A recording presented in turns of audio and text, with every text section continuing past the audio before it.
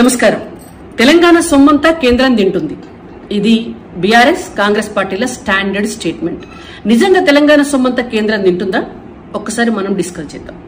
For example, మన తెలంగాణ రాష్ట్రంలో మొత్తం జీఎస్టీ అంతా కూడా ఒక 100 రూపాయలు కలెక్ట్ అయిందని అనుకుందాం. ఈ 100 రూపాయల్లో సిజిఎస్టీ అంటే కేంద్రానికి 50 రూపాయలు పోతాయి, ఎస్జిఎస్టీ అంటే రాష్ట్రానికి 50 రూపాయలు వస్తాయి. అంటే బరాబర్ సగం మన పైసలు మన కాడ ఉంటున్నాయి. ఒకవేళ మన తెలంగాణ రాష్ట్రంలో ఇక్కడ ఆంధ్రప్రదేశ్లోనో మహారాష్ట్రలో కర్ణాటకలో తయారైనటువంటి వస్తువులని మనం ఇక్కడ కొని జీఎస్టీ పే చేసినాం అనుకోండి, దాన్ని ఇంటిగ్రేటెడ్ జీఎస్టీ అంటారు. రెండు రాష్ట్రాల మధ్య జరుగుతుంది కాబట్టి అప్పుడు ఆ ఇంటిగ్రేటెడ్ ఐజీఎస్టీలో సగం కేంద్రానికి పోతే సగం వస్తువులను కొనుక్కున్న రాష్ట్రానికి వస్తుంది. అంటే ఇక్కడ కూడా 50% మన పైసలు మనకు వస్తున్నాయి. అంటే బరాబర్ మన 50 మనకే ఉంటున్నాయి, 50% కేంద్రం దగ్గర ఉంటున్నాయి. ఇంకొకటి ఇన్కమ్ ట్యాక్స్. ఇన్కమ్ ట్యాక్స్ మనం డైరెక్ట్ గా కట్టేటటువంటి ట్యాక్స్. ఆ ట్యాక్స్ మొత్తం పోయి కేంద్ర ప్రభుత్వం దగ్గరే ఉంటుంది. అది కూడా ఒక 100 రూపాయలు మొత్తం మన రాష్ట్రం నుంచి వచ్చింది అనుకుందాం. ఆ 100 రూపాయలకు 100 రూపాయలు కేంద్రం దగ్గర ఉంటాయి. అంటే ఈ 50 ఆ 100 150 రూపాయలు వాళ్ళ దగ్గర ఉన్నాయి అనుకుందాం. మొత్తానికి 50 రూపాయలు మనకు ఆల్రెడీ ఉన్నాయి. ఈ 150 రూపాయల నుంచి మళ్ళీ ఒక 42% tax devolution funds, finance commission recommendations తో ఇంకొంచెం ఎక్కువ కూడా రావచ్చు, అప్పుడప్పుడు కొద్దిగా తక్కువ కూడా రావచ్చు. అవి మన రాష్ట్రానికి వస్తాయి. అవి కూడా వచ్చిన తర్వాత మనకేమైతుంది, మన పన్నుల్లో దాదాపుగా ఒక 70% డబ్బు ఆల్రెడీ మన రాష్ట్రానికి వచ్చేస్తుంది. ఇంకొక 25-30% డబ్బులు ఉన్నాయి కదా అని మనం అనుకోవచ్చు.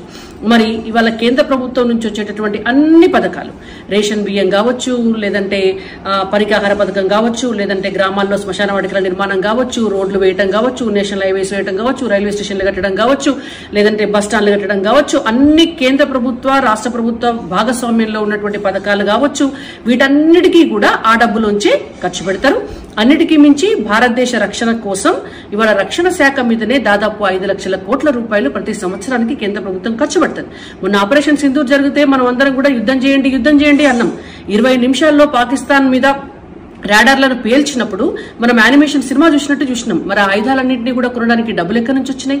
మన సైనికుల దగ్గర అంత సంపత్తి, అంత స్ట్రాంగ్ గా మన ఆర్మీని తయారు చేయడానికి మరి డబ్బులు ఎక్కడి నుంచి పెట్టినాం? అంటే ఆ మిగిలినటువంటి డబ్బుల్లోంచి ఖర్చు చేస్తారు.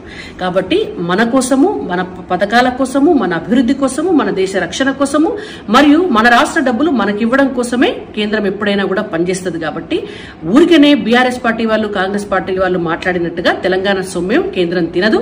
ఈ 11 సంవత్సరాల కాలంలో 10 లక్షల కోట్ల రూపాయలు కేంద్రం నుంచి తెలంగాణ రాష్ట్రానికి రిటర్న్ వచ్చినాయి. మన తెలంగాణ అభివృద్ధి కేంద్ర ప్రభుత్వ లక్ష్యం.